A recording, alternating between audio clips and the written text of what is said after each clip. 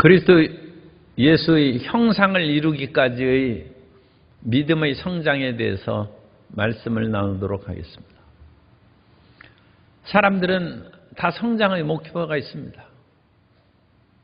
사람들이 군에 가면 별을 다는 것이 목표고, 회사에 가면 큰 회사에서는 임원이 되는 것이 목표입니다.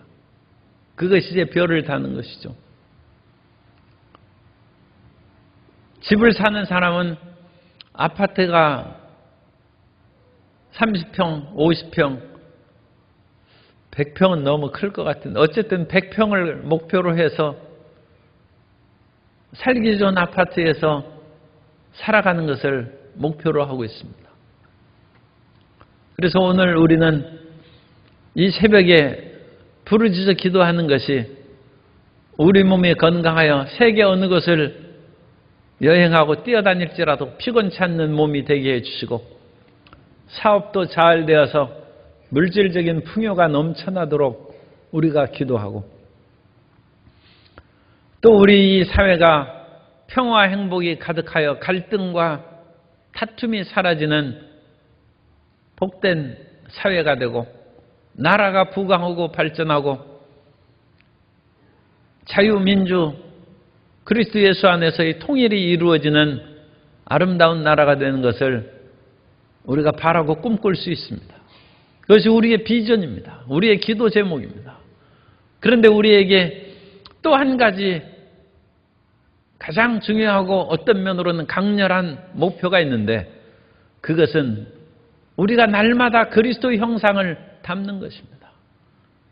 그래서 큰 바위의 얼굴처럼 우리가 30년 믿고 50년 믿었으면 그 단편 소설에 있는 것처럼 그 마을에서 수많은 사람들이, 훌륭한 인재들도 나오고 그랬는데, 그 마을에서 기대하는 큰 바위의 얼굴을 닮은 사람은 아직 없었어요.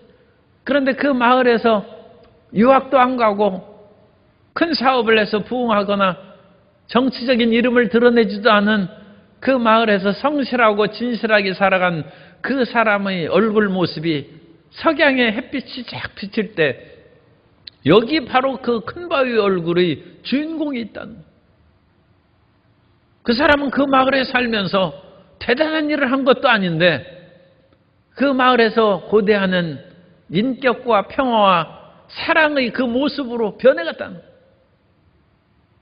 우리 오늘 말씀을 하면 그 사람이 크게 사업도 하거나 정치하거나 돈을 많이 벌거나 어떤 학위를 하고 뭐 명예의 대단한 것도 아닌데, 그 모든 것을 이룬 사람보다 가장 예수님을 닮은 사람이 되었다는 것입니다. 그것이 가장 위대한 것입니다. 우리의 모든 신앙생활에 있어서 끝이 좋아야 되는데, 우리의 날이 갈수록 우리의 삶은 후패해지는 것이 아니라 그리스도에서의 형상을 담는 그 위대한 목표가 우리 이 새벽의 또한 기도의 제목이 되어야 되고, 우리 삶의 추구하는 그런 목표가 되어야 됩니다. 그래서 우리 인생은 세월이 지나면 낡아지는 것이죠. 우리의 겉사람은 후패한다고요. 아주 노골적으로 표현하면 썩어간다는 것입니다. 우리의 겉사람은 썩어갈지라도 우리의 속은 날로 새롭도다. 우리의 속은 날로 그리스도 예수의 형상으로 닮아가는 사랑과 믿음과 소망의 빛난 영혼이 된다는 것입니다. 그래서 사도 바울이 지금 갈라디아 교인들에게 내가 너희를 처음 대할 때와 지금의 상황을 비교하면서 너희가 과연 그리스도 예수의 형상을 닮아가고 있는지 내가 엄중히 너희에게 지금 말을 하고 책망한다는 그 말씀을 오늘 우리가 나누고자 합니다. 그래서 12절에 보면 형제들아 내가 너희와 같이 되었은즉, 갈라디아의 이방 사람들처럼 내가 너희와 같이 되었다는 거예요. 그러니까 이 말씀은 사도 바울이 그리스도에서의 복음을 증거하기 위해서 자기는 율법을 가진, 지금 초점이 율법주의의 그것에 대한 그 가르침입니다. 그러니까 나는 어려서부터 율법을 지킨 사람이고 난지 8일 만에 할례를 받고 스스로도 율법에 흠이 없이 살아가고, 그래서 흠이 없으니까 가장 탁월한 가말리엘 랍비 문화에 들어갈 수 있는 것은, 그건 오늘날로 하면 최고의 학부의 시험에 합격한 것입니다. 그런데 내가 너희와 같이 됐다는 것입니다. 갈라디아 이방인처럼 됐다는 것입니다. 사도행전 13장과 14장에는 사도 바울의 1차 선교여행이 기록되어 있는데, 그 지역에서 복음을 증거한 것이 갈라디아의 첫 지역 선교입니다. 그래서 사도 바울이 이 처음 1차 선교여행을 할 때 비시디아 안디옥에 가서 복음을 증거하고, 그런데 사도행전 13장 13절 이하에 보면 바울과 및 동행하는 사람들이 바보에서 배 타고 밤빌리아에 있는 버가에 이르니, 이제 터키 남부 해안에 이르렀습니다. 요한은 그들에게서 떠나 예루살렘으로 돌아가고, 그들은 버가에서 더 나아가 비시디아 안디옥, 여기에서부터 이제 갈라디아의 남부 지역에 들어간다. 갈라디아는 굉장히 넓은 지역을 보여요. 갈라디아는 도시 이름이 아니라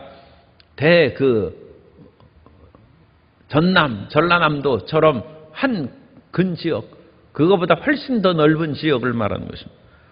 비시디아, 그래서 갈라디아의 그 남쪽에 있는 비시디아 안디옥에 이르러 안식일에 회당에 들어가 앉으니라. 그래서 처음 이 지역에 갔을 때 사도 바울은 그 갈라디아 사람들처럼 음식을 먹고 그들이 생활하는 것처럼 그렇게 생활하고 너희와 같이 되었다는 것입니다. 음식을 그 속에서 가려 먹지 아니하고, 자기는 그런 음식을, 베드로가 나는 이런 음식을 먹은 적이 없습니다, 환상이 내려왔을 때 그렇게 대답한 것처럼 사도 바울도 그런 음식을 먹은 적이 없지만 내가 너희와 같이 된 것은 너희를 그리스도께로 이끌기 위해서 그와 같이 행했다는, 그건 사랑의 변형이죠.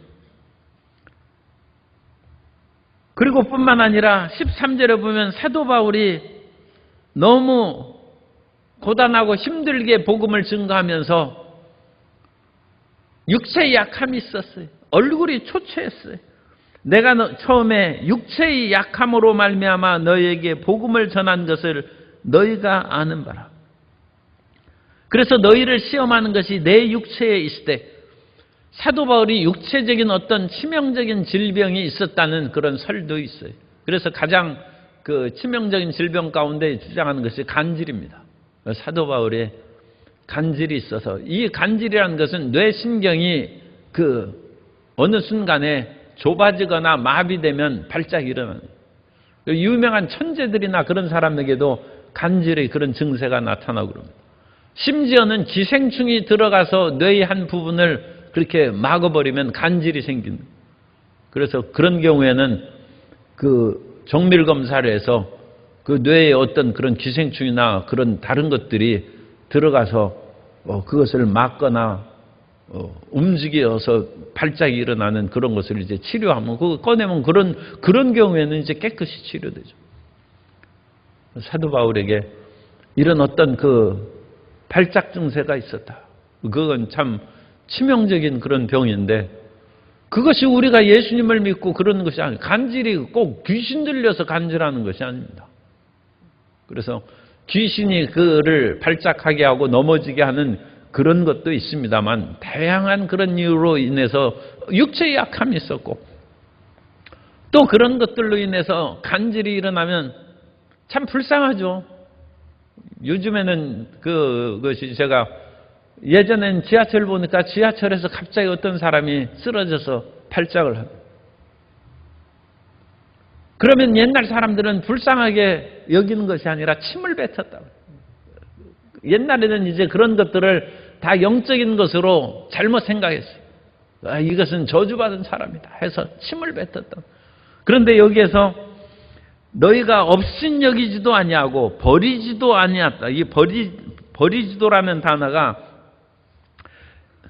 에크프티오라는 헬라어를 쓰는데 이 침을 뱉다라는 뜻이에요. 그러니까 이 단어를 그냥 다양한 뜻이 있습니다만 그 가운데 하나의 표현으로 하면 너희가 버리지도 아니하고 업신여기지도 아니하고 침을 뱉지도 아니하고 그렇게 번역할 수 있어요. 그래서 사도 바울에게 이런 육체의 약함이 있었으나 너희가 오히려 천사같이, 그리고 더 놀라운 것은 그리스도 예수와 같이 영접하였더라. 사도 바울이 육체의 약함은 있으나 그 속에 성령의 충만함과 말씀의 능력으로 그리스도 예수와 같이 영접했다. 이 그리스도 예수의 장성한 분량을 14절에 사도 바울에게 육체는 약하나 영어로는 그리스도 예수예요. 그런데 19절에 보면 나의 자녀들아 너희 속에 그리스도의 형상을 이루기까지.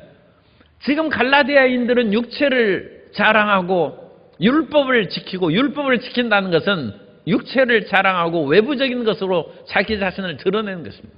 그런데 너희는 육체는 자랑하고 외부적인 것으로는 큰 소리 칠지 몰라도 그리스도의 형상이 없다는 거예요. 사실 이게 두 개가 대조되는 것입니다. 14절의 사도 바울의 모습과 19절의 갈라디아인의 모습이 그것이 대조가 됩니다. 그런데 갈라디아 교인들이 처음 예수님을 전도받고 믿을 때는 사도 바울을 그리스도 예수와 같이 그와 같이 영접하는 진실함이 있고 사랑이 있었다는 거예요. 그러니까 복음을 전할 때 사실 예수님을 믿게 전도한 사람을 천사처럼 보는 것이죠. 그리고 교회는 처음 성도들이 나올 때 천사들이 가득한 것으로 그와 같이 생각을 합니다. 교회는 천사들이, 진짜 천사들도 많이 있고 우리 모든 성도님들이 천사 같은 것이죠. 천사들이 있는데 또 살다 보면 교회에도 세상과 같은 그와 같은 다툼과 미움이 있다는 것을 이제 또 보게 되는데 이거는 문제예요. 왜냐하면 신앙생활을 해 나갈수록 좋은 것을 바라봐야지 안 좋은 걸. 그러니까 처음에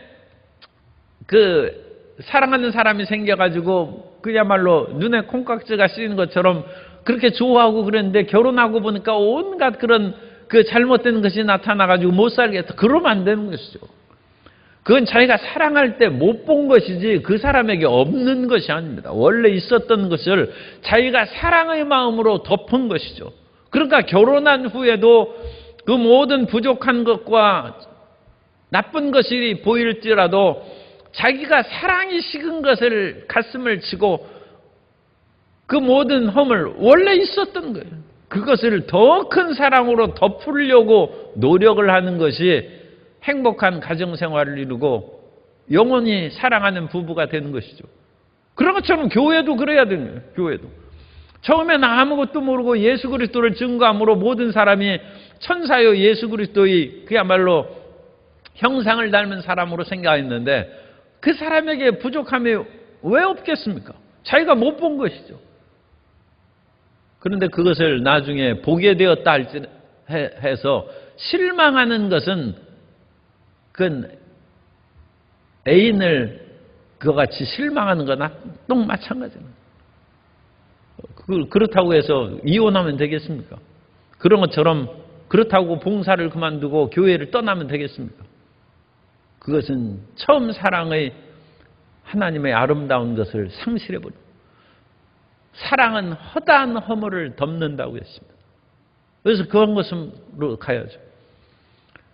그런데 이 갈라디아 교인들이 이 사도 바울의 연약함을 보면서도 그 그리스도의 복음을 듣고 너무 기뻐서 천사처럼 예수님처럼 영접하였는데 그 갈라디아의 지역에 있는 이런 여러 다양한 교회입니다.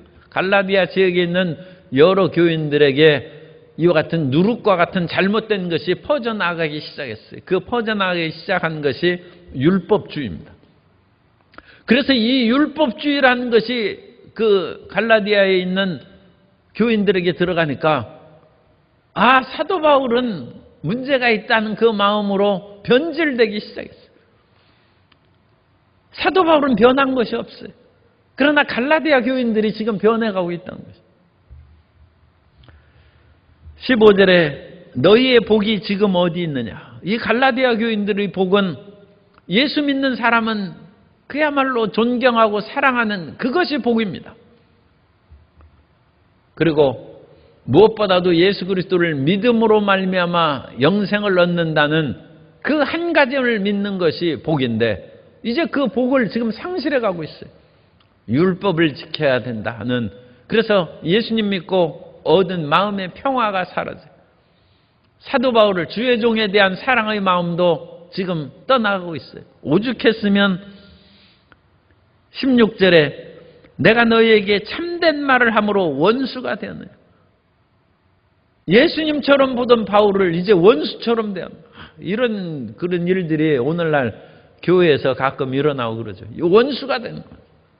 그런데 처음 복음을 증거할 때는 15절 뒤에 있는 것처럼 그 복 가운데 하나는 너무 사도 바울을 사랑해서 눈이라도 빼어주었을 것이다. 가장 사람에게 소중한 것이 눈이죠. 눈이라도 아낄 것이 없어요. 그래서 어떤 점으로는 사도 바울의 육체의 가시가 안질이었다. 눈병이 있어서 눈이 빨갛고 충혈됐다. 사람이 눈이 빨갛고 충혈되면 마주 쳐다보기도 어색하고 육체의 약함이죠. 얼마나 불편하겠어요.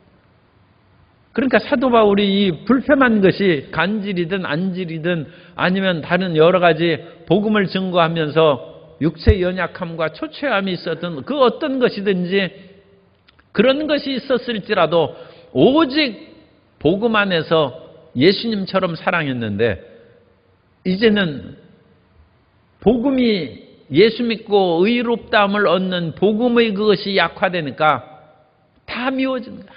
이 사도 바울 별 볼품도 없고, 사도 바울은 원래 그 신체적으로는 외모로는 볼품이 없었다고 그랬어요. 그래서 로마에 처음 죄수로 끌려갔을 때 죄수복 입고 내린 그 사도 바울을 아무도 그와 같이 흠모하지 않았다고 했어요. 그런데 그 사도 바울이 말씀의 그 능력과 진실함으로 인하여 천사같이 예수님같이, 그런데 그 변질시키는 것은 원래 다른 사람이 와가지고 이간질시키는 것이죠. 그래서 율법주의자 사람들이 와서 복음만으로 안 된다 하면서 율법으로 이간질을 시켜서 장애물을 놓아놓는 거예요. 그래서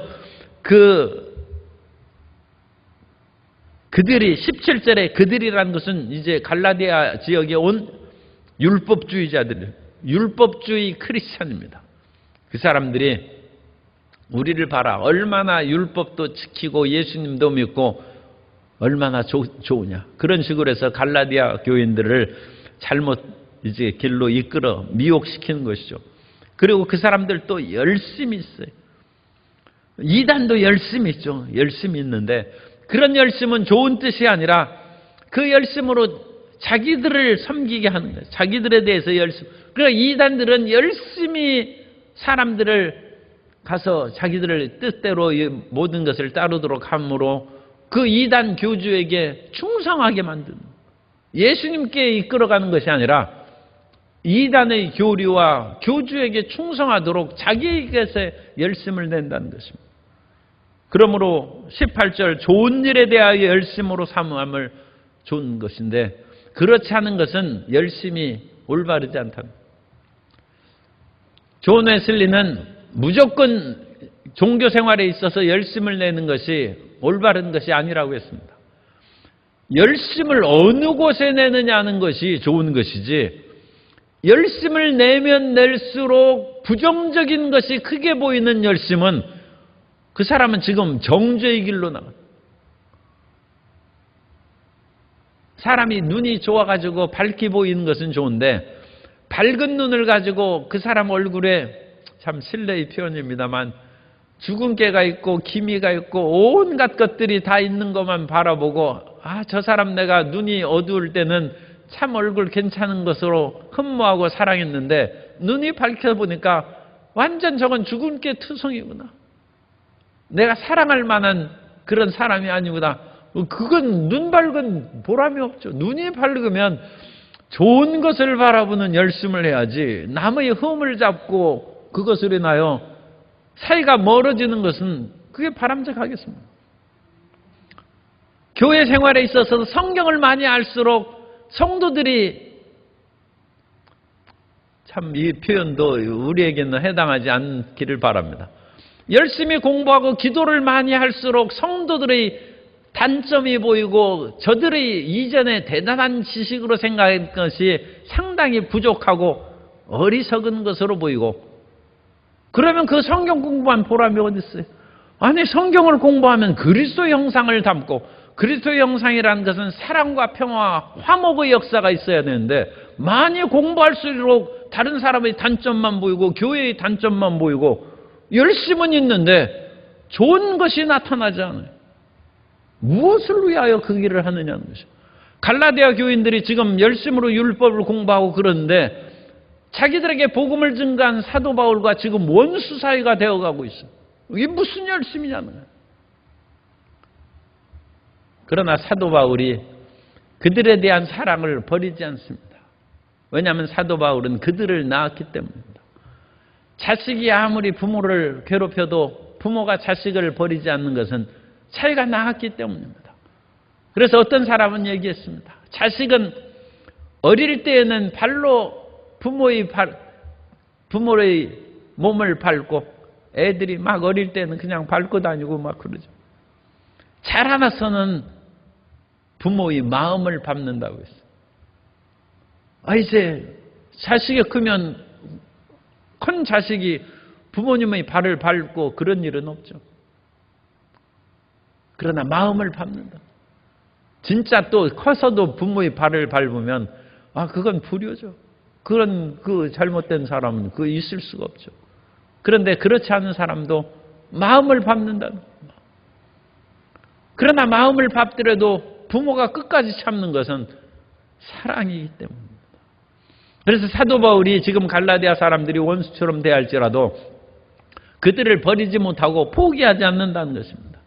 그래서 나의 자녀들아, 19절에 나의 자녀들아, 12절에는 형제들아, 상당히 객관적으로 표현했는데 그 간절한 사랑으로 19절에는 나의 자녀들아, 너희 속에 그리스도의 형상을 이루기까지 다시 너희를 위하여 해산하는 수고, 다시 너를 낳도록 수고하고 몸부림친다는 거예요.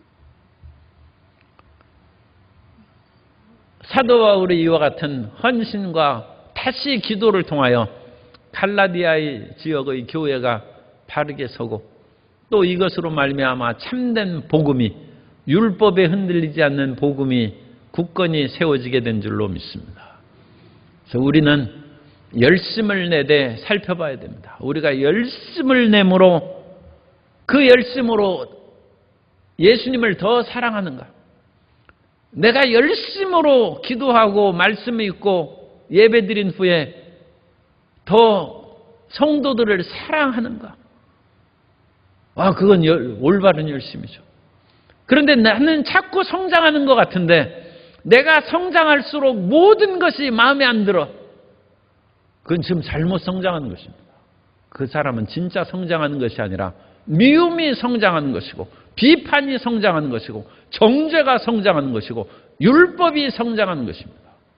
그러나 우리가 그리스도의 형상을 닮으면 사랑이 성장하는 것이고, 이해가, 용서와 관용이 성장하는 것이고, 그것이 그리스도의 형상을 담는 것이고, 그리스도의 형상을 담는 마지막 십자가에서 예수님께서는 못 박는 그 사람들에게 저들을 용서하라고 했어요.